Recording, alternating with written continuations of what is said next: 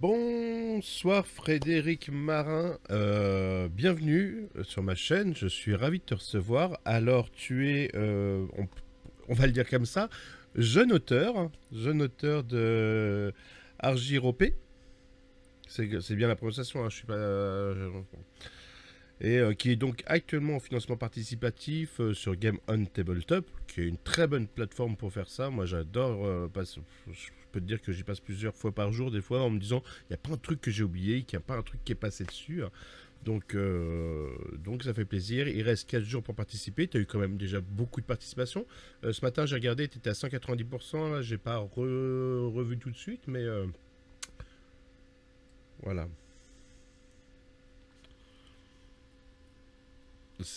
Franchement c'est génial parce que bah, tu vas nous en parler, mais toi-même tu te décris un petit peu pour comme quelqu'un qui arrive de nulle part, un peu là-dessus, donc tu nous proposes un univers, on va en parler. Tu nous proposes un système aussi, on va en parler. Enfin j'ai plein de questions à te poser. Bah déjà, avant de parler de ton jeu, moi j'aimerais savoir, Frédéric Marin, qui es-tu?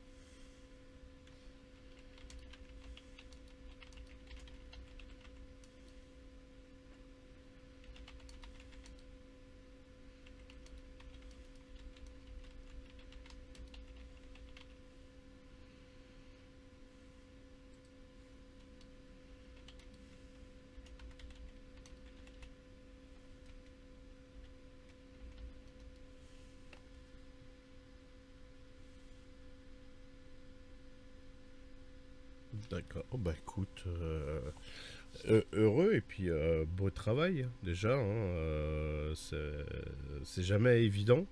C'est jamais évident de se lancer. Déjà, écrire, bon, les gens écrivent. Je pense que toi comme moi, on écrit des scénarios, on écrit, voilà, on écrit des choses. Mais passer de la phase de la simple couchage, le couchage sur page, à la démarche professionnelle d'aller voir bah, des auteurs, des illustrateurs, des auteurs, pardon, des imprimeurs, des illustrateurs, des distributeurs peut-être, je sais pas, on va en parler de toute façon. C'est déjà une autre étape, c'est vraiment les buy stage. On découvre, après avoir lu tous les bouquins des autres, on découvre toute la galère que c'est aussi nous-mêmes. Voilà.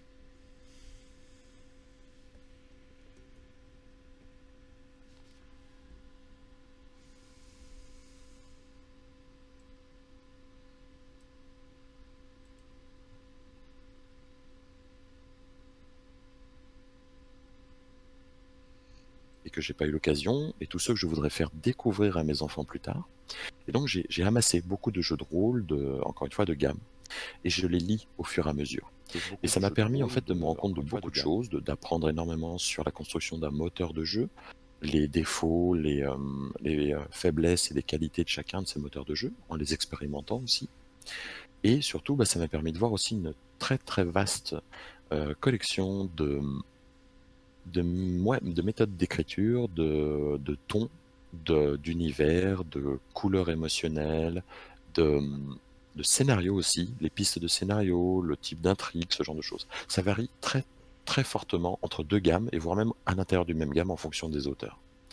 Et pour le coup, j'ai beaucoup beaucoup aimé découvrir des gammes comme par exemple la première édition de Néphilim, la première édition des Crimes, où on sent justement que c'est des auteurs qui qui avaient envie de publier un jeu de rôle, qui en avaient qui avaient un beau matériel à proposer, quelque chose de novateur, quelque chose de réfléchi, qui était fait avec sincérité.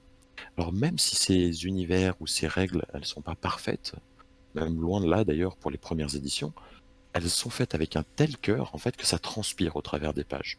Et je me suis dit, si je dois écrire quelque chose, c'est ça que je veux faire. C'est ce genre de choses, pas un truc calibré comme un grand éditeur qui va passer une commande et qui va lisser le texte entre les différents auteurs, entre chaque sous-partie de chapitre et autres. Non, j'avais vraiment envie de m'exprimer au travers d'une gamme, j'avais envie d'exprimer ma manière de jouer, montrer aux gens ce dont j'étais capable en termes de narration, en termes de ludisme. Et en fait, ben, ouais, tu as raison. Ça a été un grand pas en avant. Ça a été une sorte de grande bouffée d'oxygène que j'ai décidé de prendre. Et après, je suis resté en apnée pendant 2 ans, jusqu'à aujourd'hui, où bah, j'ai créé. Ou plutôt, j'ai mis à plat tout ce que j'avais emmagasiné depuis plus de 10 ans dans ma tête, que j'avais maturé, que j'avais mûri, et que j'ai en fait, bah, tout simplement, euh, que j'ai cuisiné, comme une grande recette, que j'ai cuisiné et j'ai sorti du four le plat que j'avais envie de présenter aux gens, auxquels j'avais envie qu'ils goûtent. Et c'est comme ça en fait que le processus créatif d'Argiropé s'est lancé. Alors, bon, alors je te le dis quand même, j'ai remarqué que on avait eu un petit problème son au début, donc toute la présentation où tu dis que tu es en Alsace, tout ça, je crois qu'elle n'a pas été sonore. Mais voilà, c'était une présentation de Frédéric qui dévoilait toute son intimité. Oui, Voilà. j'ai beaucoup parlé de moi, beaucoup. Là, tu as parlé des films, tu as parlé de crime. Alors, crime, ok, Néphilim, c'est honteux ce que je veux dire. Je l'ai, je ne l'ai pas lu. C'est un Euh, univers très vaste et très riche, ouais, c'est prend du temps de rentrer dedans. c'est ça. C'est comme il y en a plein. Voilà, il y a plein de choses comme ça où des fois on a une passion, on lit un petit peu. Mais c'est vrai que les univers très larges, quand j'enchaîne, j'ai pas forcément le temps de tout lire. Il faudrait que je m'y mette parce qu'il paraît que c'est un très très bon jeu. Mais est-ce que ça fait partie des références ou tu as d'autres références aussi qui t'ont inspiré pour Argiropé? Alors hmm, ça ne fait pas véritablement partie des références, ou en tout cas pas des références directes. C'est quelque chose qui est particulier à Argiropé, à ma manière d'écrire et d'avoir conçu mon univers, c'est que je me suis basé sur de la lecture et du jeu depuis plus de 10 ans. Et j'ai, par moi-même, trié ce que j'aimais et ce que je ne souhaitais pas dans mon propre jeu de rôle. Ce dont j'avais plus vraiment envie ce que j'avais plus vraiment envie de pratiquer. Et en fait, ce qui s'est passé, c'est que j'ai pas suivi, en fait, je me suis pas basé sur un univers ou une gamme ou un truc en particulier en me disant, voilà, ça j'aime bien, mais je vais le reprendre à ma sauce et essayer de faire un plat un peu novateur avec les mêmes ingrédients de base. Je pense que si j'avais fait ça, j'aurais créé un ersatz qui, qui aurait eu sa saveur, mais qui n'aurait pas été unique. Et ce que j'ai fait avec Argiropé, c'est que au contraire, j'ai laissé toutes ces influences se brasser, sans essayer d'en prendre une ou deux, tu sais, et de les mettre en avant. Et au contraire, j'ai vraiment pioché très largement. Et je peux pas te donner de référence à laquelle te dire, regarde ce jeu, et Argiropé va y ressembler, plus ou moins. Pas du tout. C'est certain que, par exemple, Néphilim, j'ai beaucoup aimé l'hermétisme discret, qui a probablement, Mhm. d'une manière ou d'une autre, influencé la manière dont j'ai conçu le système de magie.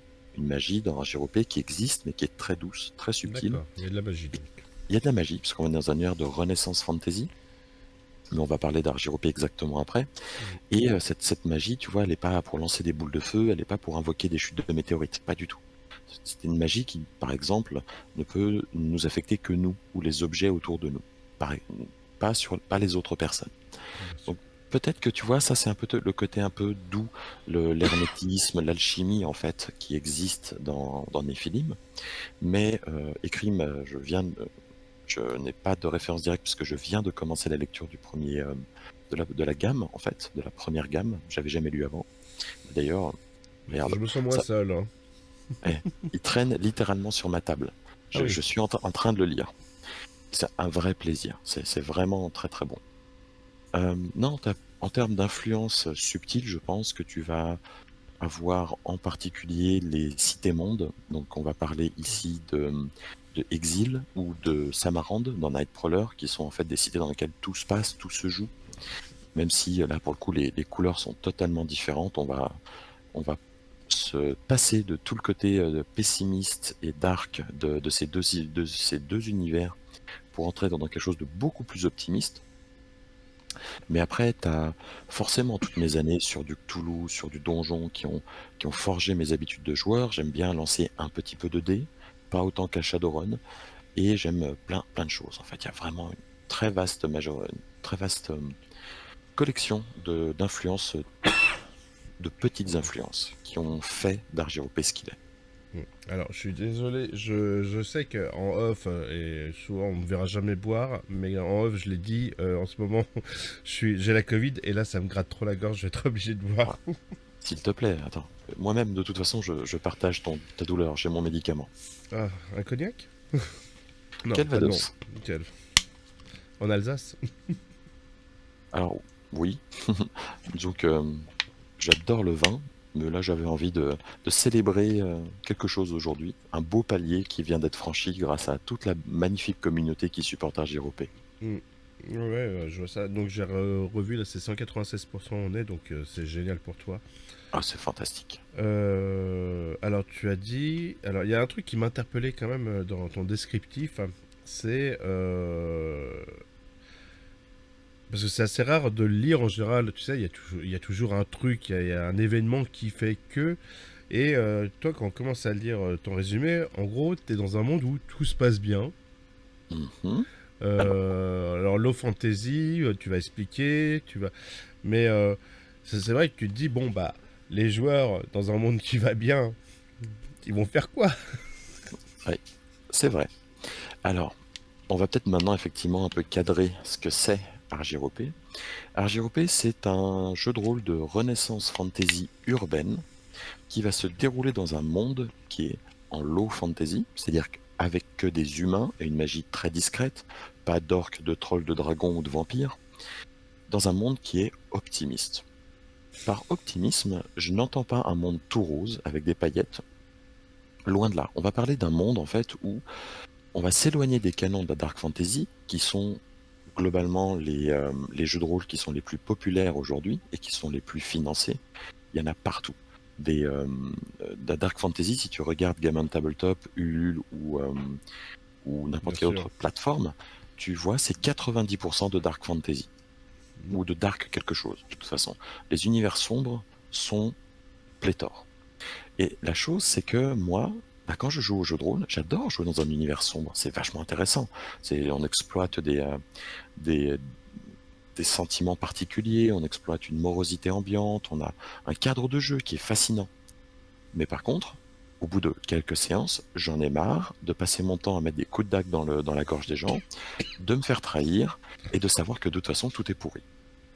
En fait, j'avais, au travers de mon jeu, envie de jouer dans un univers qui mette en avant non pas le côté trahison, meurtre, boue et sang, mais au contraire de me dire que je vais évoluer dans un univers où je peux sortir le soir en étant complètement éméché, mettons, et ne pas me retrouver à me faire agresser par des voleurs dans une cité et devoir me battre à mort. J'avais au contraire envie de créer un jeu de rôle dans lequel on allait mettre en avant les valeurs, la valeur de la Renaissance et du siècle des Lumières. Donc ça, D'accord. c'est le cadre historique qui va prendre Argyropé, mais c'est une Renaissance qui est fantasmée. C'est-à-dire que j'ai pris globalement l'intégralité de la Renaissance, ainsi que le siècle des Lumières, et j'en ai bricolé une nouvelle période historique fantasy. Et là, on va dans un monde en fait où il y a la technologie de la Renaissance, comme par exemple la poudre à canon, il va y avoir la seringue, le matelas, le clavecin ou le piano. Mais il va y avoir aussi les montgolfières, le travail du verre, la ferronnerie. Mais Oui, ça c'est typique, c'est ce que tu attends en fait d'un univers typiquement Renaissance, siècle des Lumières. Ça, c'est ce que tous les univers Renaissance exploitent. Mais la Renaissance et le siècle des Lumières, c'est quelque chose de plus. C'est une révolution humaniste. C'est l'élévation du peuple, entre bien d'autres choses, et le développement de l'art, le développement de la science, le développement de la religion, le développement de la philosophie, et globalement un bien-être social. Et ça, c'est vraiment ce que je voulais mettre en avant, le côté humaniste. Le côté où vous êtes dans une cité qui est globalement un phare intellectuel et un phare social. Et c'est pour ça qu'on se retrouve dans un univers qui est optimiste, c'est-à-dire qui tend vers le gris clair, mais il y a toutes les nuances de gris que vous pouvez imaginer dans Argyropé. Il y a juste pas du juste noir ou du tout blanc. Tout blanc, tout noir, ce côté hyper manichéen que l'on peut avoir justement dans la dark fantasy, même s'il y a bien entendu de belles exceptions. Non, pas du tout. On va vraiment dans un univers où on va être ni héros ni anti-héros, on va jouer des gens normaux dans un cadre qui est qui va aller vers les aventures, vers ce que tu veux, enquête, diplomatie, politique, criminalité, mais où la mort, le sang ne seront pas les acteurs principaux les moteurs principaux en fait, à la fois de ton jeu et de tes intrigues. d'accord. Donc, euh, on est plus destiné à quel type d'aventure, des enquêtes, justement, alors enquête peut-être pas criminelle, mais sur des choses qui seraient passées, des choses qui ont disparu, des... Pas du tout. En réalité, tu peux tout faire. Les enquêtes criminelles existent, puisque Hmm. une cité comme Argyropé, c'est une cité qui est extrêmement riche. C'est la cité la plus riche du continent sur lequel elle est développée, grâce à des mines d'argent en fait qui se trouvent sous la cité, qui est bâtie sur une énorme colline argentifère. Doit Cet Europé. argent, Ok. d'où Argyropé, entre autres, effectivement, puisque l'argyropé, c'est la transformation des métaux vils en argent. C'est Ou en un terme or, des trucs d'alchimie. comme ça. Alors, en or, c'est la chrysopopée. Oui. Chrysopée, pardon. Et ici, donc l'argent joue un rôle prépondérant, fondamental dans la GOP, ce qui a permis son élévation, l'enrichissement de la population, et aussi bah, le fait de réinjecter cet argent, à la fois le minerai et l'argent enfin la monnaie, Ouais. dans l'éducation, dans la science, la philosophie, etc. Donc l'usage en gros de la fortune de la cité a des choses bien Exactement. et La utiles. guerre, pas la guerre, pas on va dire, au côté ostentatoire, par exemple, Oui, de la c'est religion. l'investissement dans les choses qui vont permettre à l'homme d'évoluer en gros. Exactement. Et là-dedans, en fait, tu as tous les styles de jeu. Parce que regarde, tu parles de la criminalité. Argyropé est la cité la plus riche qui puisse exister dans Mhm. l'univers de jeu. Si c'est la plus riche, elle a forcément attiré la criminalité avec D'autres le cités. racket, la contrebande, la fausse monnaie, ce genre de choses. Donc la criminalité existe. Au contraire, elle gangrène bel et bien Argyropé. Mais c'est une criminalité qui va avoir aussi un peu évolué. On va pas être juste des gens qui vont attendre casser des bras. On va faire des choses qui vont être plus liées au commerce, plus liées à la diplomatie, à l'espionnage industriel. Voilà, ce genre de choses. Mais bien entendu, tu peux avoir des enquêtes, donc des enquêtes comme criminelles, des enquêtes dans le domaine de l'art, dans le domaine de la science. Tu as des drames aisément. Tu peux faire des scénarios humoristiques, tu peux faire de l'exploration urbaine, tu peux partir sur des scénarios de, plus claustrophobes, puisque les mines d'argent qui ont été percées et grattées, donc ouais, qui ont été ouais, comment dire, qui ont été Miné. excavés donc et complètement vidés de leur minerai sur plusieurs niveaux servent aujourd'hui à vivre dans la cité. Ce sont des quartiers entiers qui vivent au sein même de la colline. Ce qui fait qu'on a en fait une cité Argyropé qui est tridimensionnelle. On vit sur les flancs de la colline, autour de la colline et dans la colline. D'accord, bah, peut-être que ça peut aider aussi à voir un petit peu plus clairement le type de choses qu'on peut faire dedans. Euh, Est-ce que tu proposes des archétypes ou dans la création de personnages ou c'est vraiment une liberté On va partir en fait sur le principe de l'humanisme un peu partout dans Argyropé. à la fois dans le setting, mais aussi dans le moteur de jeu. Et créer un personnage dans RJRP est assez rapide. On va partir de son de son caractère, de ses humeurs qui vont déterminer à quel type de magie la personne a accès. Mhm. On ne choisit pas sa magie dans RJRP. Tout le monde naît avec la possibilité d'utiliser la magie. Et cette magie est directement liée aux émotions.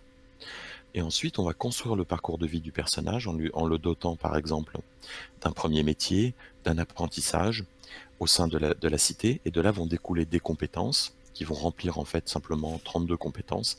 Et ces 32 compétences, une fois remplies, ou partiellement remplies, vont ensuite, d'elles vont découler tout le reste de la feuille de personnage. Les points de santé, l'initiative lors d'un affrontement, enfin bref, ce genre de choses très simples et très, très factuelles. Et en fait, dans RGRP, ce qu'on propose d'incarner, c'est n'importe qui dans la cité. On peut jouer un membre de la garde, on peut jouer un contrebandier, un détrousseur, on peut jouer une fleuriste, on peut jouer une botaniste, on peut jouer une historienne, on peut jouer un ministre, on peut jouer n'importe qui. Il y a quelques rôles clés qui ne sont pas dévolus aux joueurs en début de partie, comme le fait d'être dynaste, c'est-à-dire le gouvernant de la cité, puisqu'il y a un PNJ très important qui y est, mais rien n'empêche dans le futur, lorsque le maître de jeu se sera approprié l'univers, de bouleverser les choses. L'univers peut et doit d'ailleurs évoluer en fonction de ceux qui masterisent l'univers. D'accord. Tu parles d'un dynaste, donc on est plutôt sur un type république ou monarchique, où il y a plusieurs types de gouvernements dans cet univers? Non. Alors oui, il y a plusieurs types de gouvernements dans cet univers, néanmoins, Argyropé est particulière. Argyropé, c'est une cité, et on ne jouera jamais que dans cette cité et, on va dire, la grande plaine agricole qui se trouve autour, pour des D'accord. raisons qui sont diégétiques, intradiégétiques. Il est physiquement impossible de quitter la cité. Néanmoins, la cité s'étend sur un vaste continent, le Vélanidias, et c'est un continent qui est pacifié et unifié sous un grand empire. Donc il y a un pouvoir impérial qui gère le continent, mais Argyropé, c'est une cité franche dans ce continent. Elle a acheté le droit de frapper sa monnaie, le droit d'avoir ses propres lois et le droit de se régir avec plus ou moins d'autonomie grâce à son immense richesse. Et d'ailleurs, ce qui est amusant, c'est que Argyropé est dans cette période de renaissance, siècle des Lumières, tandis que le reste du Grand Empire est plutôt dans la fin du Moyen Âge. Puisque ici, on va avoir un empire qui va avoir accès tout sur la guerre, le commerce avec les mondes extérieurs ou l'exploration, le défrichement du continent, au détriment de sa propre population, des arts et de la science. Mm. Mais par contre, Argyropé, donc, eh ben, c'est une ville dans laquelle tout va se passer. On va jouer uniquement dans Argyropé, et donc Argyropé a ses lois, sa manière de régler les problèmes avec ses tribunaux, sa législation, son propre culte et son gouvernement, qui se rapproche effectivement d'une sorte euh, d'une sorte de république. Mais j'ai un peu de mal à déterminer exactement quel est le. Je suis pas politologue et je vais pas avoir du mal à te dire c'est pas une monarchie, c'est pas une théocratie, c'est pas une oligarchie, c'est pas tout ça, mais globalement on se situe dans un univers où tous les 15 ans, un dynaste ou une dynaste est élu par le peuple pour un seul mandat unique et cette personne n'a pas tout à fait les pleins pouvoirs, même si elle va quand même avoir énormément de pouvoir dans la cité, mais elle va devoir ensuite travailler avec un cercle de politiciens qui va justement permettre de lisser tout ça à l'échelle de la cité. Et donc, par exemple, des joueurs qui voudraient se lancer dans une grande intrigue politique peuvent tout à fait commencer comme diplomate, ambassadeur, secrétaire d'État, ministre, sous-ministre, ce genre de choses. Et il n'y a aucun problème. Il y a pas de souci, il n'y a aucune restriction dans RGRP pour commencer à l'échelle de ministre. Mhm. Donc, alors peut-être, bon, tu me dis que tu n'es pas politologue, mais dans un système un petit peu gouvernement euh, de la romantique, peut-être, avec une sorte de Mm. César qui est élu, un Sénat, des choses comme ça autour. Exactement, ça y ressemble beaucoup plus, oui. Ouais, et Mais on n'est pas dans un triumvirat pour le coup. Ouais. Et quand, par exemple, imaginons, moi je joue un ministre, un Mhm. autre joueur veut jouer une fleuriste, c'est Tout à cohérent? fait. Ça peut être cohérent dans Alors, l'histoire? là, pour le coup, il n'y a aucun souci pour que ce soit cohérent. Ça va dépendre de l'histoire qui va être faite par le conteur. Mais Argyropé, c'est un gigantesque bac à sable. C'est-à-dire que moi, j'offre un univers, un monde urbain, et dedans, faites-vous plaisir. Il est décrit de long en large. Vous avez un bouquin de 260 pages qui ne décrit que l'univers, que la cité, et dedans, il y a tout ce que vous en avez besoin. Quartier par quartier, avec les organisations politiques, les organisations criminelles, les organisations religieuses, les corporations, comment tout ça marche. Et à partir de là, vous pouvez faire les scénarios que vous le souhaitez. Bien entendu, vu la densité d'informations, il peut être effrayant pour un nouveau maître de jeu ou une nouvelle conteuse Mhm.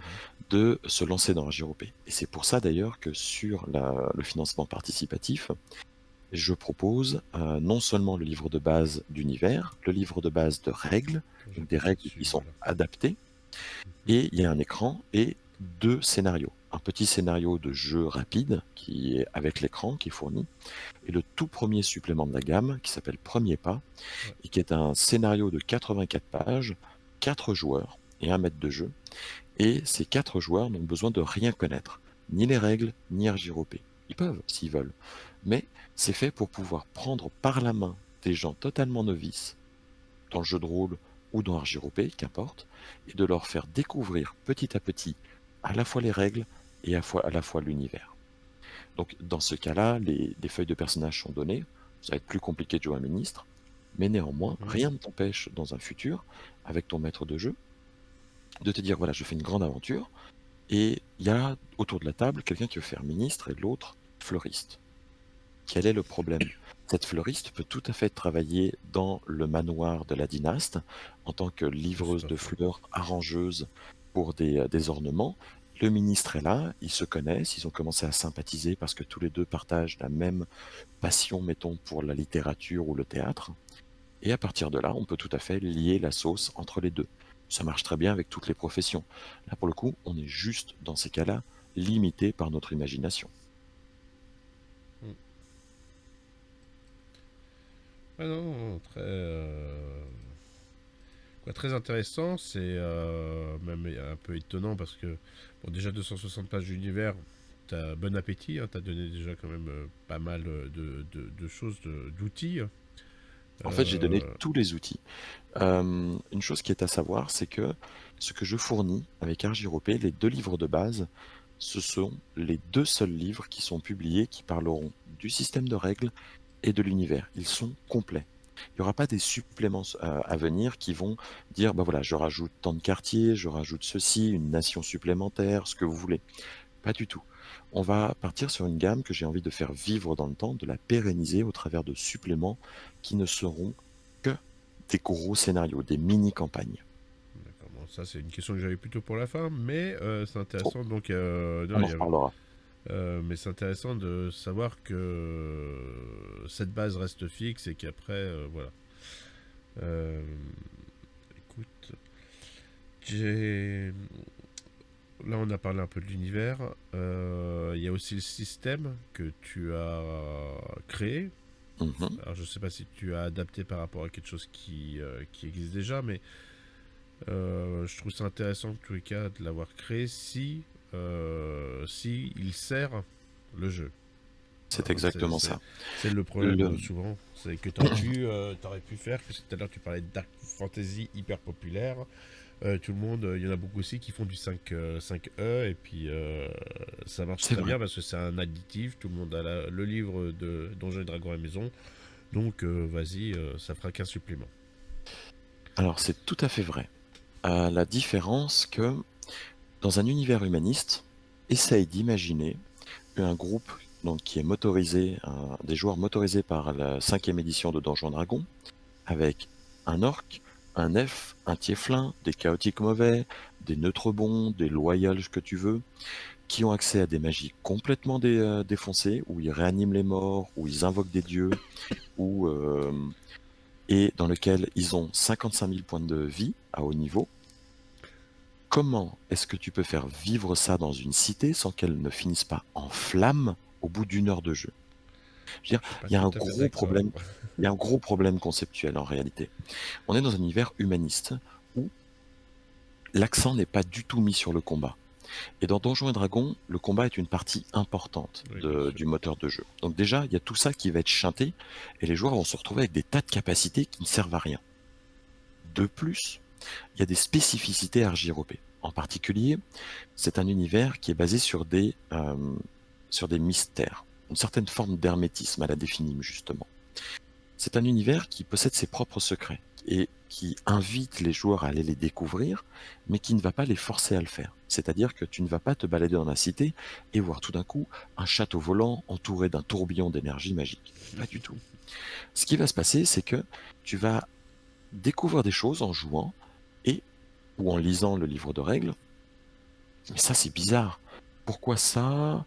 D'où ça vient? Quelle est l'origine de ça? Et en fait, si tu commences à gratter en tant que joueur, tu te rends compte que à chaque fois que tu grattes, tu vas déterrer une racine, tu tires sur cette racine et tu arrives à un embranchement d'autres racines. Et plus ça va, plus tu creuses, plus tu te rends compte qu'il y a plein de secrets qui s'entremêlent vers un tronc commun, un secret fondamental. Et donc, eh bien, là, il y a pas mal de choses qui découlent de tout ça. Et ce qui fait qu'il y a des grandes énigmes, des grands mystères et des choses particulières à Argyropé. Entre autres, il y a dans Argyropé une sorte d'anathème, une malédiction que l'on attribue à une origine divine, qui fait que lorsque l'on tue un autre être humain, volontairement ou non, un accident peut arriver, c'est pas grave, ça fait la même chose. Lorsque l'on tue un autre être humain, l'iris de la personne commence à se colorer de rouge. Plus on tue, D'accord. plus c'est progressif. Et de fait, dans Argyropé, la garde a depuis longtemps fait la chasse à tous les assassins, à tous ceux qui sont frappés par le châtiment vermeil. Ils les ont alpagués, personne ne les a plus jamais revus. Et donc, ça vient d'une vraie volonté de ma part. Donc les gardes, ils ont aussi les yeux rouges. Et non, au contraire, justement, les gardes et tout le monde dans la cité, eh bien, ne veulent pas avoir les yeux rouges. Parce qu'il est Ouais. impossible de prouver ensuite d'où viennent ces yeux rouges. On peut être un meurtrier multirécidiviste ou quelqu'un qui a sauvé des gens en combattant d'autres assassins, mettons. C'est Ouais. impossible de prouver. Et donc, les gens se réfrènent dans Argyropé de tuer. Le meurtre a quasiment disparu dans Argyropé. Ce n'est plus que des crimes passionnels qui étaient complètement involontaires ou des accidents pour la plus grande part. Et donc, on en revient au système de jeu. Mettons que tu prennes n'importe quel système de jeu qui est axé sur le combat et où il n'y a aucun problème de tuer quelqu'un, c'est fait pour. Tu prends du Cthulhu, tu prends du Donjon Dragon, tu prends de ce que tu veux. Le combat et la mort sont omniprésents, il n'y a pas de souci. Dans Argyropé, tuer quelqu'un va avoir un impact à la fois sur le joueur, parce le personnage joueur va avoir les yeux qui vont changer, mais sur le Bah joueur, oui, ouais. parce que toi, ton personnage, il va se faire pourchasser tout le temps par la garde. Et tu sais que son espérance de vie, en termes de jouabilité, va être extrêmement raccourcie. Oui. On est dans un univers qui n'encourage pas la violence comme première option pour résoudre les problèmes. On va être au contraire sur les solutions beaucoup plus innovantes, beaucoup plus, pas forcément douces, mais beaucoup plus détournées. Trouver des preuves, maquiller une scène, falsifier quelque chose, traîner en justice, négocier, bref, menacer, je sais pas, tout ça, tout est possible. Et vu que les joueurs ne sont pas amenés à tuer à tour de bras, ils vont devoir régler les problèmes qu'ils vont trouver d'une manière différente. Donc ça va amener du jeu, ça va amener de la narration, et tout le système du moteur de jeu est fait pour rouler avec ça. C'est-à-dire que dans Argyropé, lorsqu'on se bat, c'est non létal de base. Et il faut le vouloir, il faut le dire pour tuer quelqu'un. Il faut dire, là je me bats pour tuer. Il faut vraiment donner la spécificité. Mais en plus, eh bien, on va favoriser le fait d'étourdir, le fait d'utiliser la magie pour créer une situation où l'on va empêcher la personne de bouger, ce genre de choses. Et là, tu vois tout de suite pourquoi Donjons& Dragons ne passerait pas. Le moteur de jeu est fait pour supporter l'univers, et l'univers est là pour donner des racines au moteur de jeu. Hmm. Et on joue donc avec des dés ou c'est vraiment que du RP? Non, on joue avec des dés. Ce qui se passe, c'est que j'ai voulu un système qui soit simple d'accès pour que les novices comme les expérimentés puissent se lancer rapidement dans l'aventure, mais avec des couches successives de complexité qui peuvent être ajoutées, c'est tout dans le livre de règles, en fonction de la technicité que souhaite le conteur ou la conteuse. D'accord. Et la base est extrêmement simple. C'est un dé de 10 et le vrai dé de 10. Si tu prends un dé de 10 dans ta trousse à dés, tu sais Mhm, que ton dé de 10, il va de 0 à 9. Et on dit toujours le 0, c'est 10. mhm. Dans RGRP, pas du tout. Le 0, c'est un vrai 0. Donc t'as Déjà, 11 faces. non, il a 10 faces. Il va de 0 à 9. Ah, Et oui, c'est un dé de 10, mais il va de 0 à 9. Tu peux faire 0 sur ton dé dans RGRP. d'accord. Parce que je voulais faire ce petit pied de nez depuis fort longtemps, parce qu'un 0 sur le dé, je veux dire, il n'y a aucun problème de graver un 10 sur ton dé. Pourquoi est-ce qu'ils s'embêtent à mettre un 0? Parce Ils se mettent un 0. que on l'utilise comme un dessin en vrai. C'est pour la dizaine. Et alors, c'est quoi le problème? Ouais, La non, je dizaine, sais. tu l'as ta dizaine sur le dessin. Mhm. Le 0, il te sert de 0. C'est ridicule. Et j'ai toujours beaucoup aimé cette étrangeté que j'ai voulu mettre à profit dans RGRP. Tu peux faire 0 sur ton dé. Tu lances ton dé de 10, tu ajoutes ton bonus de compétence et éventuellement ton bonus de métier. Si l'action que tu es en train de faire correspond à ton métier, par exemple, tu as un personnage qui est cuisinier. Et tout d'un coup, il est en train de fouiller une minoterie, donc c'est-à-dire une fabrique de farine, et il fouille dans les sacs et il découvre qu'il y a un sac de farine qui a été éventré. La farine, elle est pas blanche comme d'habitude, mais elle a une couleur orangée. Il va faire un test, par exemple, d'herboristerie, d'alchimie ou de déduction. Et comme la farine, eh ben, c'est quelque chose qu'il manipule régulièrement en tant que cuisinier, il va ajouter les bonus liés à sa profession. Alors que quelqu'un qui fait exactement la même recherche, avec le même test, la même compétence, les mêmes valeurs sur le dé, tout ça, mais qui est, mettons, croque-mort, lui, bah, il connaît pas la farine particulièrement, il n'ajoute pas son bonus de métier. Donc, je reviens, tu lances ton dé de 10, tu ajoutes ton bonus de compétence et éventuellement ton bonus de métier, tu additionnes et tu te places sur le continuum de valeurs. 0, le total fait 0, un échec critique. Entre 1 et 7, c'est un échec. 8 et 9, c'est un succès, mais qui n'est que partiel. Tu réussis l'action, mais il y a une petite complication ou un contretemps. Et ensuite, 10, 14, c'est un succès. Et 15 et plus, succès critique, ça roule, on sait ce qui se passe. Le système de... Voilà. Et avec ça, tu peux jouer déjà dans RGRP. Il n'y a pas de difficulté plus grosse. Il y a des subtilités, comme je l'ai dit après. Et ce que je voulais avec ce système, tu vois, eh bien, c'est qu'il n'y a pas de seuil de difficulté à dépasser que le maître de jeu va imposer. Et de fait, on évite de faire du ping-pong avec le maître de jeu. Je dois faire une escalade de mur. Tu me réussis un DD de 15. Tu lances ton jet, ça fait 14. Qu'est-ce qui se passe? Non. Là, tu vas chanter tout ça. Tu lances ton dé, tu sais déjà, tu additionnes, tu regardes la valeur, tu sais si ça réussit ou pas. Et tu continues ta narration. Le système de jeu d'Argiropé est fondamentalement basé sur des dés, un dé de 10, mais il va privilégier la narration et le roleplay. Et si tu veux un autre exemple, l'un des points fondamentaux, je veux dire l'un des rouages principaux du moteur de jeu d'Argiropé, c'est le panache. Le panache, qui est totalement lié au côté KPDP, Renaissance, Aventure, Esbrouf, ce panache, c'est les points journaliers que tu as quand tu te réveilles le matin, qui représentent ta fougue, ta vivacité. Toi et moi, quand on se lève le matin, d'un jour à l'autre, on a plus ou moins de pêche. Eh bien, c'est ça. Les personnages ont cette pêche, ce panache. Ce panache, il peut être dépensé comme bon le semble par les joueurs dans la journée et les récupérer après une petite collation ou surtout après une bonne nuit de sommeil. Ce panache, tu peux prendre autant de points que tu veux pour augmenter la valeur sur ton dé. Tu as fait 5 sur ton dé, tu peux prendre 1, 2, 3, 4 points de panache pour l'augmenter et passer de 6, 7, 8 à 9. Pas plus, parce que ton dé n'a pas plus que 9, la valeur de 9 sur ses 10 faces. Ce qui fait que tu fais ça quand tu veux. Donc, reprenons l'exemple. Tu pars sur ton cuisinier qui examine de la farine un peu de coloration orangée. Il rate son jet. Eh bien, il rate son jet, il sait qu'il va rater. Il dit au compteur, je prends 3 points de panache, ça me permet d'atteindre la valeur de 10, un succès, et mon test réussit. Et la seule méthode, la seule condition pour que ce panache soit utilisé, c'est que la personne décrive l'action avec autant justement de panache que possible. Et ça permet Donc à la fois avoir une vraie descriptif RP pour le coup. exactement. Ouais. Tu veux que ton action réussisse? Il n'y a aucun problème. Tant que tu as assez de panache, tu fais ta description et ça marche. On va privilégier ici encore une fois la théâtralité. Mais néanmoins, le panache, eh ben, il s'use vite. On n'a qu'une petite quantité par jour, donc on ne peut pas faire ça à tous les jets de dés. C'est Après, il faut que ça réservé aux soit jets de dés. cohérent. Exactement. Parce que si je te dis, oui, mais dans un élan de panache, je traverse un mur en briques, Hmm. je pense que le mur, quoi, Effectivement, j'aurais plus mal que le mur, même avec beaucoup de panache. le panache ne sert pas à faire des actions impossibles. Oui, tu Le aurais panache type sert simplement. héroïque ou truc. Non, exactement. Il y a pas, le panache n'est pas le côté héroïque.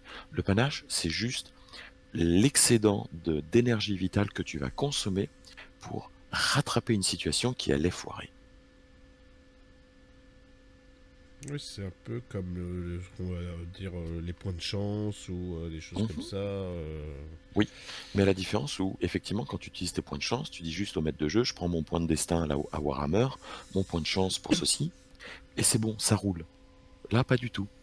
Ton point, tu le dépenses comme tu veux, le compteur, il a rien à te dire, tant que c'est dans le cadre du roleplay. Hmm. Et surtout, c'est des points qui reviennent régulièrement. Oui, c'est Mais ça, tes ça points, revient comment? C'est à fin de comme, session, c'est. non, à chaque sommeil, tu fais 8 heures de sommeil, et c'est exactement comme nous, tu te réveilles le matin, tu as regagné ta vitalité, ou en partie quand tu es malade. Pardon. Voilà. Ouais, mais donc chaque matin, tu jettes tes dés pour savoir Chaque matin, quel panache tu as dans la journée. exactement, tu fais un dé de 10 plus 10, et tu as ta valeur de panache. Et après, tu peux avoir des bonus permanents que tu gagnes avec l'expérience au fur et à mesure des parties, quand D'accord. ton personnage évolue. Ça a l'air assez. Pas complexe, justement, ça a l'air assez simple au type de règle. Je sais pas combien de pages ça représente dans ton livre. Alors, le deuxième livre fait 232 pages. Donc, il y a toute la création de personnages, D'accord. description des actions potentielles, des compétences. Il y a une belle tranche de magie, parce que la magie, Oui, la comme je magie, c'est disais, toujours beaucoup existe. de place, hein. Exactement. Et pour le coup, on a 11 domaines de magie différents. Chaque domaine de Ouais. magie a plus d'une vingtaine de sorts proposés. Donc tu vois tout de suite, ça fait du volume. Avec ça, en plus, tu as dans le livre de règles le bestiaire, c'est-à-dire tous les antagonistes typiques que tu peux rencontrer. Les antagonistes dans RJROP, vu qu'on est dans de la low fantasy, ça va être principalement d'autres humains, des animaux Mhm. et quelques petites bestioles un peu bizarroïdes dont je tais volontairement la teneur pour garder la Secret. surprise. Exactement. Parce que 99% des affrontements se feront contre des animaux ou des humains, si affrontement il y a. Mais la magie existe et la magie a fait certaines choses. Donc, attendez-vous à d'autres petites bestioles. Mais encore une fois, vous n'allez pas tomber sur des dragons. Pas du tout. Toutes les créatures, ou presque toutes, sont... enfin, il n'y en a pas énormément. Et Mhm. surtout, je les ai créées moi-même. Même s'il y a certaines euh, racines que vous allez forcément retrouver. Vous connaissez ce genre de bestioles plus ou moins. Et ça me permet de rebondir d'ailleurs. Tu as un Le chien de livre de type règles, Dalos. il n'y a pas d'être extérieur aussi Non. bizarre, faut pas s'inquiéter. Dans Argyropé, les deux livres de base sont séparés, un peu comme dans Exil justement. Oui, tiens, j'allais mettre Vous avez, l'affichage. Mhm. Voilà, je l'ai. Dans Argyropé, les deux livres de base ont toute une partie qui est pour tout le monde, c'est-à-dire avec une tranche claire, et tout le monde peut la lire. Mais à la fin du livre, il y a une toute petite section d'une cinquantaine de pages à chaque livre qui vont décrire, dans le premier, tous les secrets. Tous les secrets d'Argyropé sont textuellement expliqués, leurs conséquences, leur futur une fois la découverte de ces secrets, et les campagnes, les aventures auxquelles ça peut mener. Donc tout ça, c'est le livre d'univers, et le livre donc des règles, eh bien c'est tout le bestiaire, plus des règles bizarroïdes, pour le compteur uniquement, qui ne doivent pas tomber entre les mains des joueurs. Ces Parce personnes que, doivent les découvrir. alors bon, le mieux c'est bien sûr de prendre le tout, hein, mais qu'on prenne le livre de base Univers et Secret ou qu'on prenne que le livre de base Règles et Bestiaires, on a le système dedans à chaque fois. Non, pas du tout. Ah, Justement, je l'ai mal compris alors, exactement. désolé. Non, c'est ma faute. Dans les deux, ce que je voulais dire, c'est que dans les deux, tu as une partie réservée pour les compteurs, avec une tranche noire qui l'identifie très bien. D'accord. Mais d'un côté, tu as un livre qui n'a aucune statistique, c'est que l'univers avec ses secrets. Tu as du setting. Aucune compétence, aucune caractéristique, aucun moteur de jeu, rien. C'est l'univers. Tu peux prendre ça et y mettre le moteur de jeu que tu veux dessus, si tu as envie.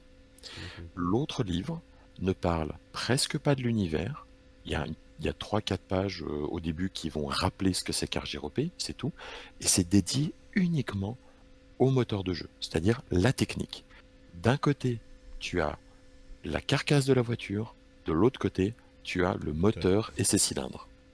c'est ça, ouais. Voilà. Donc, au cas où, si vous voulez dire un univers, les gens, c'est que l'univers, ça serait univers et secret. Et si vous voulez Voilà. vraiment aborder le jeu avec ses règles, son système, ses machins, ses animaux, tout ça, c'est vraiment le bleu, donc. C'est ça? Exactement.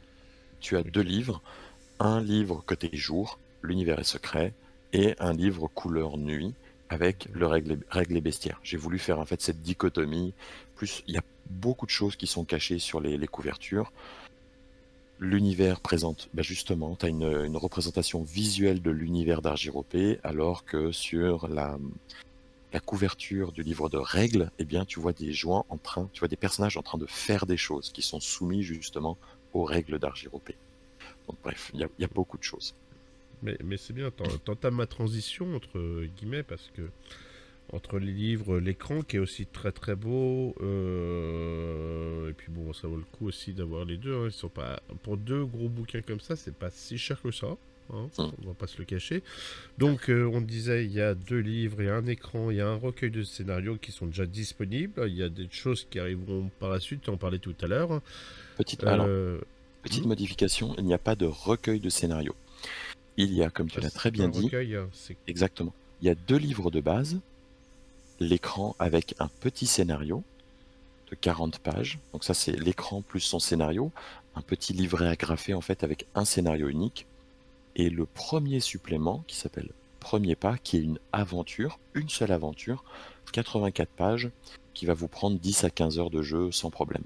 Donc ça, c'est le petit livre noir avec Ça, c'est noir et voilà, le blanc livre noir. couverture. Donc Exactement. 85 pages, c'est une belle aventure déjà. Oui, oui, oui. Bah, l'idée, c'est que c'est ce que je vise avec Argyropé. Argyropé vient entre autres d'une frustration de ne pas avoir trouvé les scénarios que j'aurais voulu jouer quand Mhm. j'étais plus jeune. Et j'adore les scénarios qui sont profonds, détaillés. Si vous êtes intéressé par Argyropé, sachez que les livres sont denses, ils sont littéraires. Il y a de la lecture. Il n'y a pas du verbiage pour remplir les pages, non. Ce que j'essaye de faire, c'est de m'exprimer comme j'aime m'exprimer, c'est-à-dire avec un certain niveau de français, et puis aussi faire une sorte de lien logique avec la période de la Renaissance des Lumières, l'imprimerie, ce genre de choses. Donc Ok. bref, je m'égare. Ce que je veux dire Mhm. par là, c'est que tu as effectivement un scénario de 84 pages, c'est le premier supplément, et tous les suppléments à venir vont plus ou moins dans le même acabit. Et on va toujours se retrouver avec des scénarios épais, 80, 100 pages, 120 pages, des mini-campagnes à chaque fois. Mais à chaque fois, un scénario. L'idée, c'est pas de produire, pas du tout, de produire des scénarios de 10 pages et de les donner. Ça, c'est quelque chose qui se trouve dans la plupart des livres de jeu. On a souvent un ou plusieurs mini-scénarios qui sont inclus dans les livres de base. Et ça, c'est quelque chose que je comprends très très bien, mais que je n'aime pas. Parce que c'est des pages qui, une fois qu'elles sont utilisées dans ton livre de règles, ça devient des pages mortes. Plus jamais on ne les compulse. Et surtout, en 10 pages, je n'ai jamais connu un seul scénario qui, en 10 pages, ou même 15 pages, ou même 20 pages, arrive à me faire une aventure qui me prenne aux tripes. Alors je dis Oui, pas c'est que plutôt des toutes, scénarios d'introduction au voilà, c'est développement ça. derrière en général. Hein. Exactement, avec qui souvent donne beaucoup de travail au maître de jeu parce qu'il faut combler les descriptions, combler les feuilles de personnages, combler les situations qui sont, voilà. Et ça, c'est ce que je préfère ne pas faire. Je souhaite avec Argyropé proposer des scénarios clés en main, avec le minimum de travail de la part du conteur et un maximum en fait d'aventure et d'empreinte émotionnelle. Et et tu y venais d'ailleurs, le prochain supplément, celui qui paraîtra après la gamme de base, qui s'appelle Clair de Lune, ça va être la première grosse aventure avec une coloration émotionnelle forte dans Argiropé. Donc la gamme qui est aujourd'hui en financement participatif, c'est la base. C'est vraiment les briques de l'univers, des règles, tout ce qu'il vous faut pour jouer.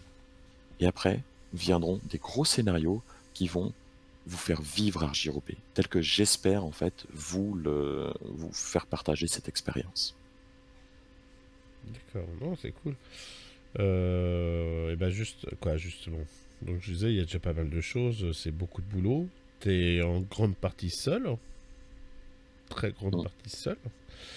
Et justement, c'est quoi, le processus de développement qu'il y a eu, donc de moment où tu t'es dit, bon bah vas-y, j'ouvre Word ou Open ou ce que tu veux, hein, Ouais, et jusqu'à là aujourd'hui, on est sur Game on Tabletop. exactement, en 2 ans. Eh bien, le processus, ça a été que plus de 10 ans plus de 15 ans de jeux de rôle et maintenant plus de 20 ans de jeux de rôle aujourd'hui. Plus de 20 ans de jeux de rôle et 10 ans de maturation de cet univers, de cette gamme, eh bien, je me suis dit, ok, je me lance. Au départ, je voulais juste me faire plaisir, mettre enfin mon univers et mes règles euh, au propre. J'ai ouvert mon Word, j'ai commencé à taper. J'ai commencé à taper l'univers et je me disais, je vais partir, je vais m'écrire pour moi, et éventuellement les copains qui veulent, je vais m'écrire un petit livre. Je visais quoi? Allez, 150, 200 pages, avec univers et règles tout ensemble. C'est déjà un beau petit livre de 200, quoi, 150, 200. Oui, Hein. surtout qu'en plus, on est sur des livres à 4 ici, Ouais, et ah oui, d'accord. sur de la 4. Et j'ai commencé à écrire, et puis j'ai écrit. Et puis il y a toutes les idées qui étaient là, tout s'emboîtait parce que ça fait, encore une fois, je l'ai mûri, je l'ai mâché pendant fort longtemps. Donc j'ai pas eu à faire ce travail de, ok, j'ai envie de faire ça, mais comment je le justifie? Tout ça, ça a déjà été fait depuis fort longtemps. Et j'ai tout écrit. J'ai écrit, j'ai écrit, j'ai écrit. Et au bout d'un moment, j'arrive à la fin et je fais, bon, j'ai globalement 200 pages de Word. Et il n'y a que l'univers. Bon, bah, je vais me faire un deuxième Word et je vais écrire mes règles. J'écris, j'écris, j'écris. Il y a 150 pages de règles. Je fais, bon, bon, bon, bon. Qu'est-ce qui se passe? Où est-ce que j'en suis? Et puis Alors je m'assois, 350 pages, ça commence à être du World of Darkness, quoi, ça commence à être des bouquins un peu. un peu épais. Ouais. Et en fait, je me dis, qu'est-ce que je fais là? Je m'assois et je relis, je relis, je relis, je relis. Et je me dis, ok, je suis pas mécontent de ce que je fais. Je sais pas si c'est fondamentalement bon, mais je suis pas mécontent. Et j'ai envie de l'écrire, de maqueter pour me faire un beau bouquin pour moi. Bon là, pour le coup, je suis parti sur 2 bouquins parce qu'il y avait 2 fichiers Word. Et je me dis, bah, je vais aller chercher des illustrateurs. Je ne sais pas dessiner. Je n'ai aucun talent dans le graphisme. Donc il y a Donc, zéro dessin qui sont de toi. Zéro. zéro. Ah, vraiment, Même il y pas a un point quelque part. Non, je sais pas. même pas. Si je te fais une croix, je la fais pas droite. Elle va probablement avoir 5 branches. Donc, je pars pour recruter des illustrateurs. D'abord, donc je fais beaucoup de recherches sur les prix, les conditions de travail, le temps qu'une illustration se met, des tarifs appliqués en France, mais aussi à l'étranger. Et je me rends compte que bah, je suis un petit gars. Euh, j'ai mes petits sous de côté parce que ça Oui, fait t'as pas de longtemps que j'ai envie. trésorerie qu'un éditeur, quoi. Exactement. Et surtout, depuis longtemps, j'avais mis de côté un peu d'argent et je me suis dit, je veux utiliser cet argent pour me faire plaisir pour un projet personnel. Et là, je me dis, ok, je vais peut-être me publier mon petit livre pour moi, tu sais, 10 exemplaires. Allez, on se lance. Je contacte des illustrateurs, je prends beaucoup de temps pour arriver à trouver quelqu'un qui soit à la fois dans le style que je souhaite, avec un tarif que je peux me permettre. Et immédiatement déjà, ça a tué l'idée de faire un intérieur en couleur. La couleur coûte plus cher à faire des illustrations. Et comme je voulais faire plus d'illustrations, enfin, comme je voulais pas faire très peu d'illustrations en couleur, mais plutôt plus d'illustrations, je suis parti sur du noir et blanc pour avoir aussi un feeling en fait des vieux jeux de rôle. Donc je suis Mhm. parti sur des illustrations intérieures en couleur, Oui, ça fait un en, peu les en noir et refs blanc, old school, quoi. complètement. complètement. À la Tu vois, là, base, je suis sur c'est une le... problématique d'argent, à la En base. Mais en diffusion, fait, ouais, mais bon, regarde en diffusion, là, je suis sur le Carabinier, ou je sais pas comment hmm, le nommer, qui a un très joli dessin, et qui est typiquement... Ça fait penser un peu à un mélange de septième mer et de old school. ouais, exactement. Moi, je suis un enfant de cette époque-là aussi, hein. Tous mes livres de jeux de rôle étaient en noir et blanc. Oui. Et bah, j'ai toujours aimé à la fois le contact de ce papier un peu rêche et le noir et blanc qui me permettait de mettre la couleur que je voulais sur mes dessins. Et donc je suis parti là-dessus et j'ai gardé ce côté un peu feeling, ancien. J'ai trouvé une illustratrice, on est parti, on a commencé à faire ensemble les illustrations et petit à petit, je me suis rendu compte que, bah, ça allait pas assez vite parce que, bah, tout bonnement, la personne n'a pas 4 mains, hein, et que moi je produisais plus de textes que prévu, alors que la personne faisait à son rythme les illustrations. Alors je suis parti pour recruter un deuxième, puis un troisième illustrateur et ainsi de suite. Mais ça m'a permis de réduire la charge de travail du premier, d'équilibrer en fait. Mais de multiplier les coûts. Et oui, ça malheureusement, bien sûr. Mais ce qui s'est passé, c'est que sur mon propre argent personnel, j'ai engagé des illustrateurs, des illustratrices et au final, bah, je me suis retrouvé avec plein de belles illustrations. J'ai commandé une couverture, puis je me suis dit: «Allez, si je fais un jeu de rôle, il me faut un écran». Donc j'ai commandé à l'un des illustrateurs une grande illustration horizontale, Ouais, pas mal, format ok. 3 à 4 horizontal et je me dis: «Bon, tous les jeux de rôle que j'ai dans ma collection, qui datent des années 80-90 au minimum, ils ont tous un tout petit livret en papier agrafé avec Scénario. l'écran. Tous. J'ai envie de faire ceci. Allez, je m'écris un petit scénario, juste plaisir, une quarantaine de pages, c'est rien. Et puis, au bout d'un moment, je fais jouer tout ça, je teste le jeu avec plein de gens. Et ce qui ressort très rapidement, c'est que l'univers est trop dense pour rentrer directement dedans avec un scénario qui part de but en blanc. On rentre dans un mur. Donc je me dis, il faut que j'écrive un scénario qui, pas à pas, prenne les joueurs par la main, leur montre les règles et l'univers. Et c'est comme ça que le premier supplément est apparu, à l'écriture. Donc j'ai fait illustrer, etc. Et je me suis retrouvé avec 600 pages de texte. Bon, bah voilà, bah qu'est-ce que j'ai fait? J'ai fait ces 600 pages, il y a le livre d'univers, le livre de règles, un petit scénario rigolo, tout simple, un supplément, le premier supplément de la gamme, l'écran, et bah, j'ai tout ça. Et bah allez, maintenant je maquette. J'ai commencé je sais pas maqueter à la base, c'est un métier à part entière, Oui. mais j'ai démarché des maquetteurs professionnels.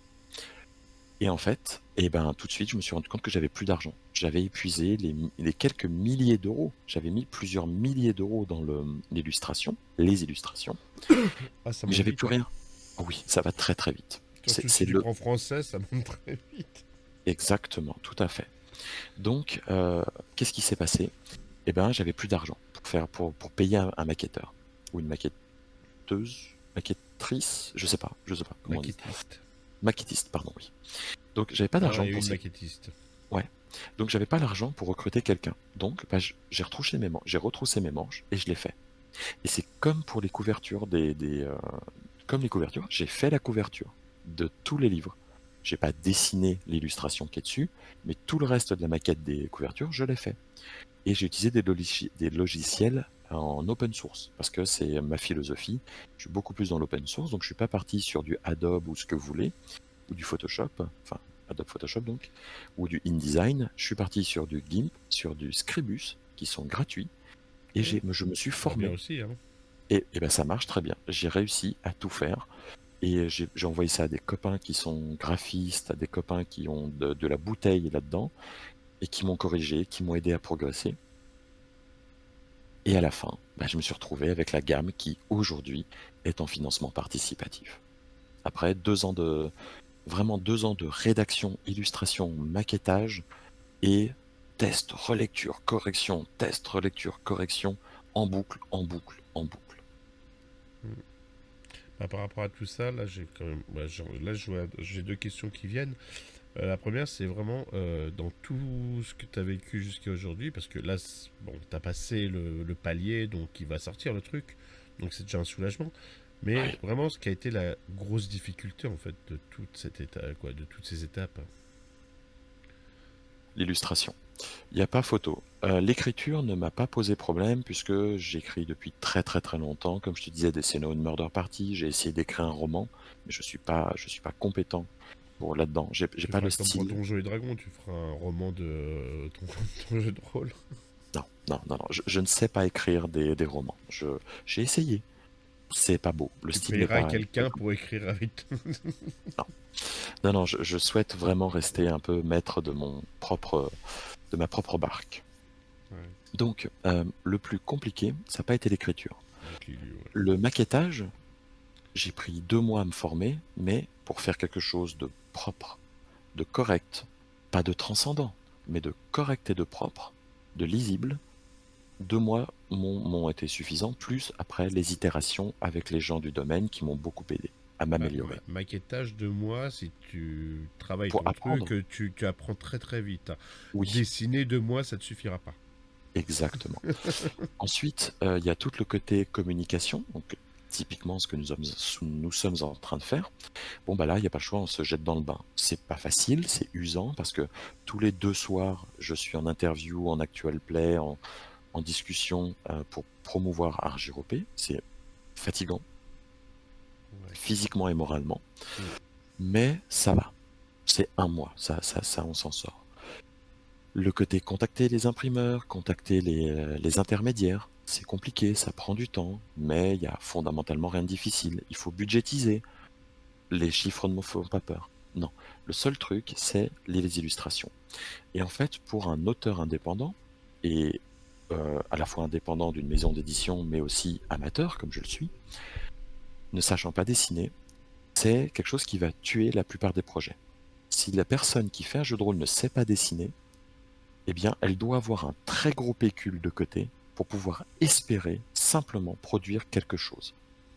C'est vrai. Et ça c'est une vraie barrière qui, dont je n'avais pas conscience, mais qui explique pourquoi, en fait, eh bien, il y a des gros cadors dans le domaine qui monopolisent la plupart des jeux de rôle, les très grosses sociétés d'édition, parce qu'elles ont des fonds, elles ont des personnes employées pour ça, elles ont des scénaristes, des illustrateurs, des maquetteurs, des commerciaux et ce que vous voulez. Mais c'est pour ça qu'en fait, il y a très peu de jeux de rôle qui percent dans la scène indépendante, parce qu'il y a un frein, il y a un mur, il y a un plafond de verre qui est énorme. Et le percer demande soit de savoir dessiner et donc bah, de ne pas se rémunérer pour les dessins, et ça c'est ce qu'on voit, la plupart des jeux de rôle indépendants, on en est là, ou alors bah, le dernier quart de pourcent qui existe, c'est des gens comme moi qui ont mis de côté et qui ont à fond perdu lancé leur projet. Et une grosse partie d'entre nous se casse la figure. Pour une raison qui me comment dire, qui m'émeut et que je ne comprends toujours pas, Argyropé a fonctionné. Argyropé a réussi à percer ce plafond de verre et on est passé de l'autre côté. Ça ne fait pas moi un éditeur professionnel, ça ne fait pas moi un auteur professionnel, mais ça a marché. Le financement participatif que j'ai fait vient donc aujourd'hui de passer un palier fondamental. Le palier qui était à 10 500 euros et qui était le palier d'équilibre budgétaire. C'est le palier qu'il fallait atteindre pour que je me rembourse toutes les illustrations que j'ai payées de ma poche Ah oui, pour créer Argyropé. donc le 5000 de base pour le sortir, c'était déjà L'impression. t'étais à Non, moitié de les du truc quoi. 5000, ce n'est que l'impression. Les 5 500 euros, c'est combien coûte l'impression sur les livres. Et tout le reste, c'est combien m'a coûté les illustrations, combien m'ont coûté les illustrations. Et Ouais. à savoir que je ne gagne aucun euro sur la vente d'aucun des produits d'Argyropé. Je vends à prix coûtant. Pourquoi? Parce que si je devais faire comme les éditeurs professionnels et me gagner un peu d'argent dessus, Mhm. eh bien les prix seraient plus hauts. Et étant un anonyme complet dans le domaine, ben, je veux dire, qui va dépenser le même prix pour Wasbourg que pour Argyropé? Ça fait aucun Ah, ça sens. dépend, Wasbourg, hein. non, Wasbourg, tu vois, il a, et c'est normal, hein, il a un nom, il a des gens connus derrière, il a un service marketing, il est tiré à je ne sais pas combien de centaines, voire de milliers d'exemplaires. Donc les coûts sont beaucoup moindres à la production par unité. Moi, si je produis 100, 150 gammes d'Argyropé, c'est le maximum. avec ce financement, ce qui est fantastique. Honnêtement, j'ai cru que peut-être 10 personnes, dont la moitié de ma famille et le reste ce serait des copains, participeraient et pas du tout, ça a marché.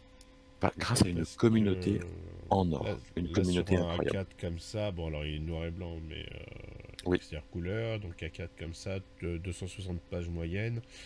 En général, tu tournes plus autour des 40-45 euros, voire plus. Mais on va dire oui, sur les fourchettes basses, ça va être 40-45, surtout la moyenne à 45. c'est ça. Les Là, fourchettes, on est à voilà, 35 le livre.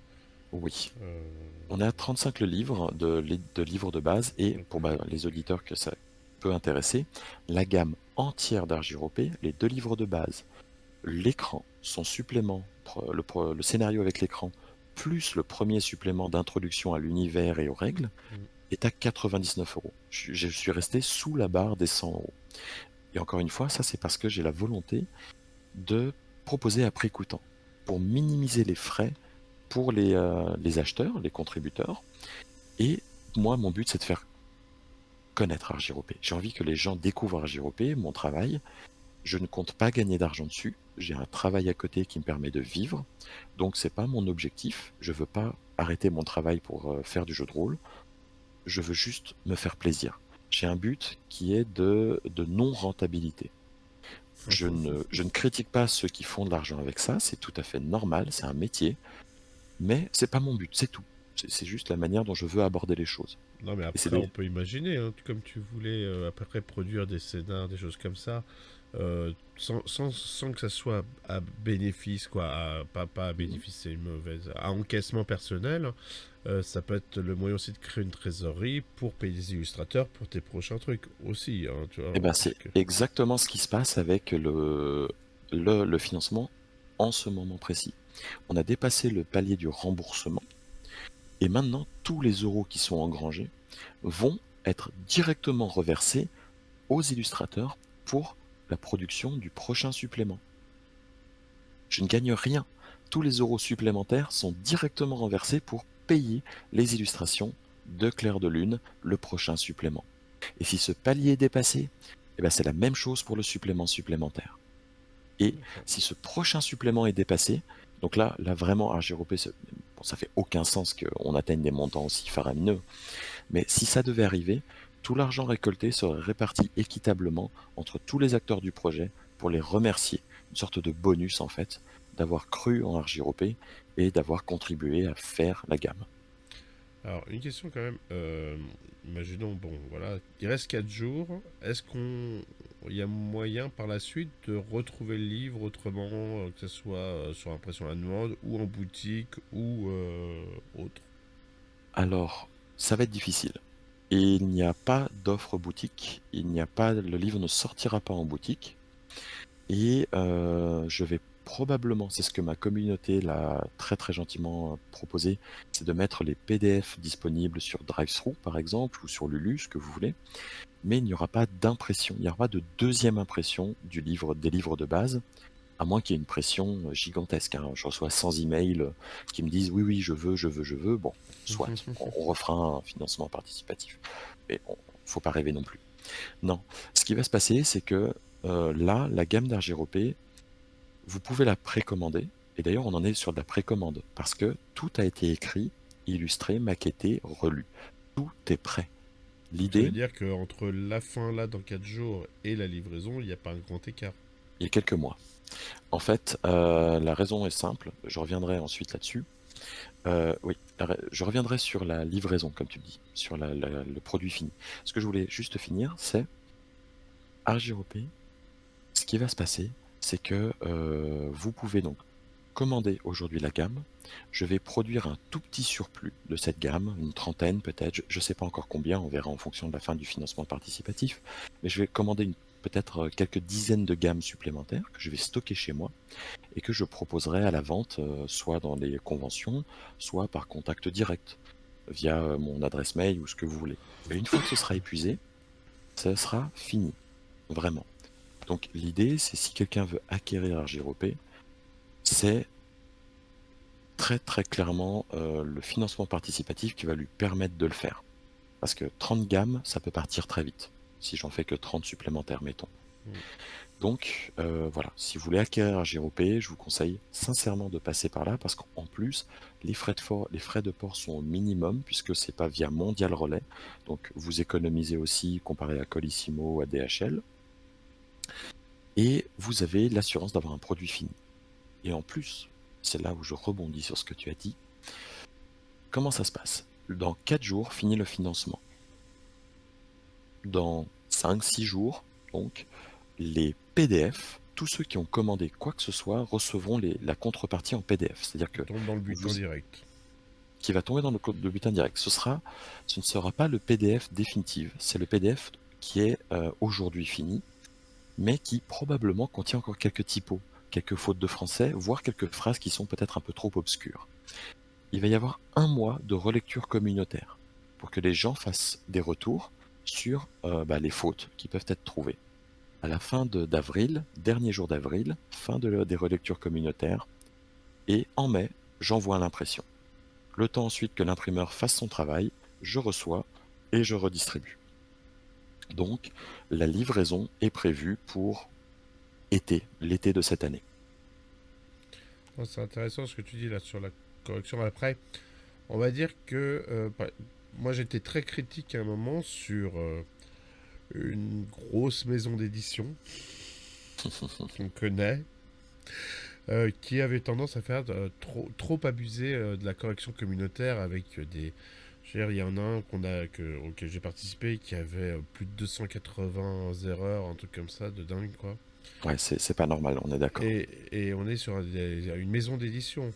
Quand c'est un particulier, tu vois, je me dis, bon, ouais, c'est bien d'aider aussi, on veut participer à son financement, on s'investit aussi dans son truc. Mais par rapport à ça, justement, aux parties que tu as pu faire, comment tu gères justement cette critique, quoi, les critiques qui peuvent être faites par des joueurs ou les retours, les différents retours que tu as eu sur tes livres? Est-ce que il y a eu, alors je fais peut-être un peu de la rétroactivité sur ce qu'on s'est déjà dit, mais Mhm. il y a, est-ce que malgré tout, malgré que tu l'avais écrit, que c'était ton truc, t'es revenu sur certaines choses peut-être ou Bien sûr, bien sûr. Je ne crois pas qu'il soit possible de produire une œuvre quelconque qui soit immédiatement bonne quand on est, comme moi, un néophyte dans le domaine. hmm, Néophyte dans le sens où j'ai jamais écrit de livre de jeu de rôle. Et donc, ce qui s'est passé, c'est que au cours de ces 2 années, j'ai fait relire de très nombreuses fois par beaucoup de personnes Argiropé. À la fois pour les fautes, bien entendu, mais aussi pour le contenu, le fond. C'est-à-dire, les gens me disaient, écoute, ce passage, il n'est pas clair. Là, ce que tu écris, c'est, mettons, c'est très très, c'est trop vague. Ici, c'est trop littéraire. Et ici, bah, c'est stupide à mourir. Et ainsi de oui, il n'y a suite. pas de continuité dans l'écriture ou tout comme ça, quoi. Comment Dans ça? ce que non, quand tu dis là c'est trop littéraire, là c'est trop vague, là c'est trop Ah machin, si, si. c'est que des fois tu avais peut-être des styles Non, différents non, non, non. d'écriture, non? Non, non, c'est pas ça. C'est juste que parfois, par exemple, j'ai tendance à faire des phrases trop longues. Hmm, C'est mon côté très Proust ou hugolien. Et donc, ça a été corrigé au fur et à mesure. Mais à la base, les V1, tout était trop détaillé, trop long. Et j'ai beaucoup travaillé là-dessus pour avoir un produit. Mais par contre, tout est lisse, hein. Tu as le même style de A à Z sur tous les livres, sur tout. d'accord. Et ensuite, les mécaniques de jeu ont évolué au fur et à mesure des tests. Et j'ai eu des retours sur ce que les gens pensaient de ce jeu. J'ai eu des retours positifs, négatifs et neutres. Et de là, ensuite, j'ai essayé de retravailler tout ça pour avoir quelque chose de vraiment qui soit intéressant. Intéressant. Alors, c'est impossible de contenter tout le monde. Et c'est pas le but ici. Parce que sinon, Bien sûr. je vais me désavouer au travers de mon travail. Je veux vous proposer quelque chose qui vient de moi. Donc, je ne vais pas me contenter tout le monde. Mais par contre, euh, aujourd'hui, vous pouvez, ceux qui m'écoutent et toi-même, aller voir plusieurs critiques. J'ai envoyé la gamme complète à des youtubeurs qui font des critiques de jeux de rôle. Et des gens qui n'ont pas des très très grosses chaînes, mais que je suis depuis un certain temps et auxquels j'ai toujours trouvé une honnêteté. C'est-à-dire que c'est des gens qui prennent un produit et disent ce qu'ils en pensent, sans le filtre de je suis payé pour le faire, ou alors Mhm. je dois faire du scandale pour avoir des vues, ou alors je dois être gentil et bienveillant avec absolument tout. Non, c'est des gens qui disent quand il y a des défauts, des choses qu'ils aiment, des choses dont ils trouvent ça ni bien ni mauvais. Bref, des gens qui ont un vrai retour critique.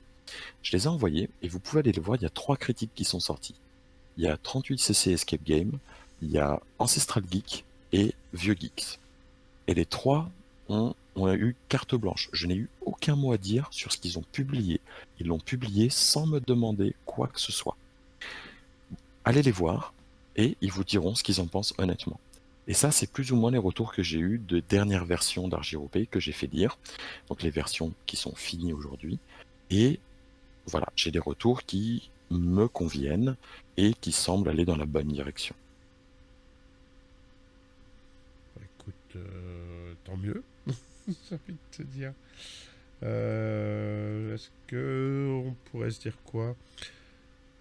Bah si, toi, maintenant, voilà, là, dans voilà, 4 jours, c'est abouti, ton projet, ton bébé, il va naître, Mhm. ça va être bien.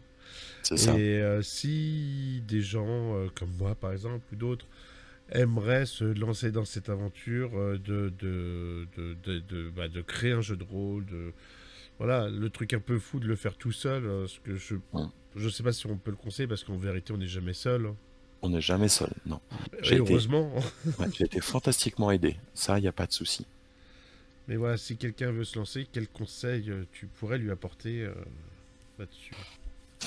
Est-ce que je suis bien donné pour donner des conseils? Bah, Parce tu que l'es parce que tu l'as vécu, donc par rapport à ton propre vécu en tout cas. oui, je comprends, mais après, enfin, je veux dire, c'est le premier coup que je fais, et en plus, c'est une réussite, c'est un vrai coup de poker. Il y a un facteur chance qu'il faut mettre Ouais. dans l'équation. Mais disons que mon retour personnel, c'est que c'est énormément d'abnégation. Si vous voulez vraiment faire un jeu de rôle, il faut se lancer à fond dedans. Et la première erreur, ça va être de papillonner. Je connais énormément de rôlistes qui ont commencé à écrire leurs propres univers, leurs propres règles, qui avaient envie d'écrire des livres. Et tous ces projets dorment dans des tiroirs ou sont avortés pour la bonne et simple raison, c'est que c'est des gens qui, à un moment donné, volontairement ou non, ont papillonné. C'est-à-dire qu'ils avaient leur projet, ils travaillaient dessus, ils étaient à fond dessus, ils s'amusaient. Et au bout d'un moment, ils se sont un peu lassés et ils ont créé un autre projet. Ils ont pensé à un autre projet. Puis il y a un autre projet, et ainsi de suite. Et en Ouais. fait, ils se sont lassés naturellement. Et c'est ce qu'on voit. La plupart des auteurs se lassent avant d'arriver à la fin parce que c'est un processus qui est long, qui est rébarbatif et qui demande de se focaliser sur le travail. Moi, j'ai passé des soirées à ne pas sortir voir les copains, à ne pas regarder de films, à ne pas regarder de séries.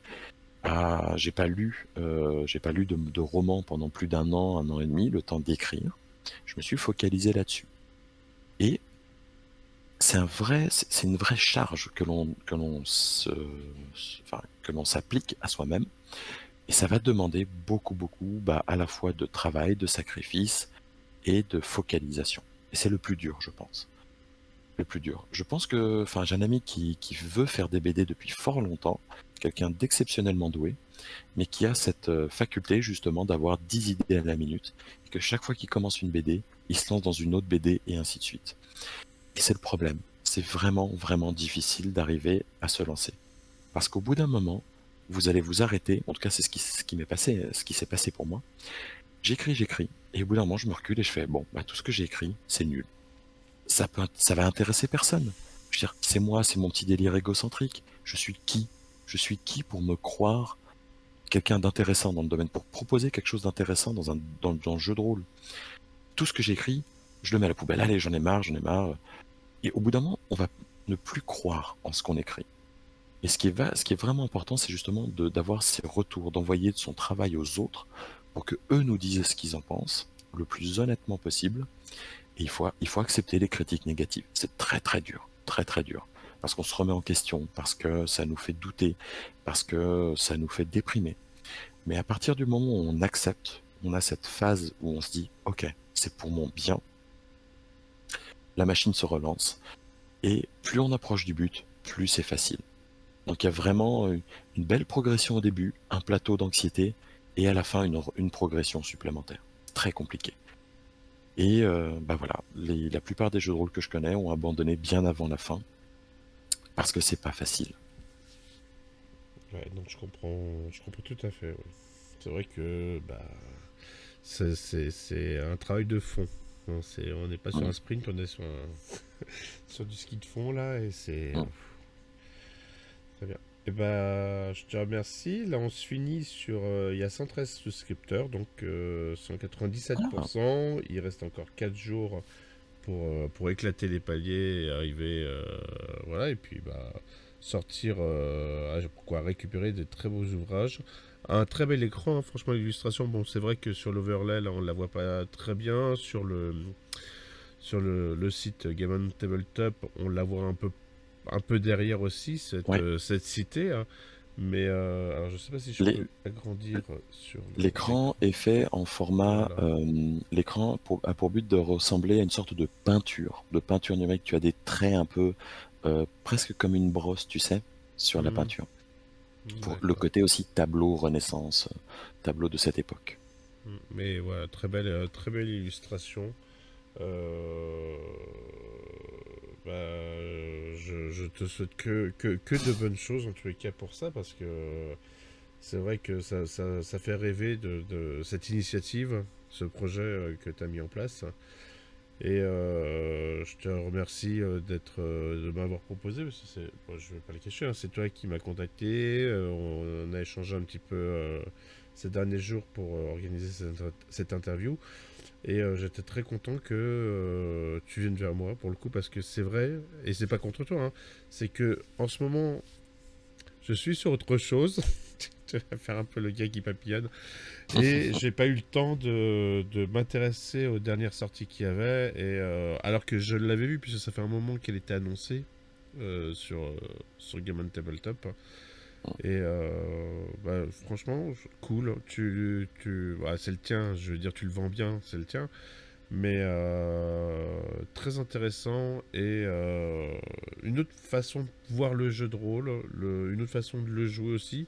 Effectivement, hein, c'est pas pour ceux qui aiment le gros jeu bourrin, Non, pas du tout. Pas du tout, du tout. Je suis désolé. ne le soit pas. Mais voilà, bah, je te remercie, je te souhaite une bonne soirée.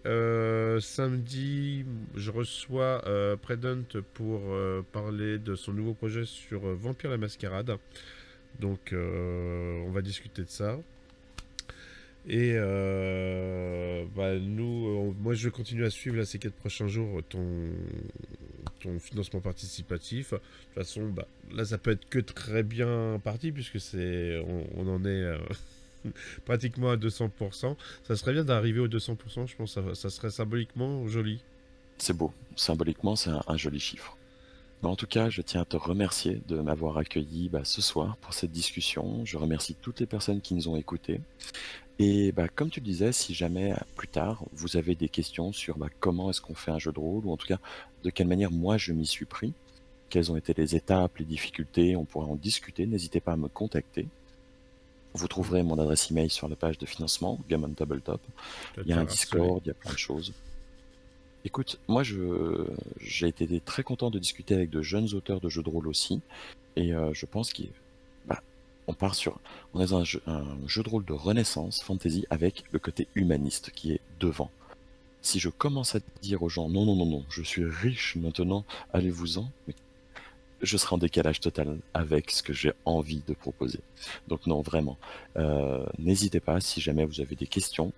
Si vous êtes curieux, donc allez voir Argiropé sur la page de financement participatif, parce que toute participation est vraiment la bienvenue, et ça nous permettrait vraiment de décrocher en fait bah, les seuils suivants qui vont nous permettre de financer intégralement les prochains suppléments à venir. Écoutez, Et ça ça pourrait serait être une belle génial. aventure. Un très grand merci à tout le monde. Merci, bonne soirée.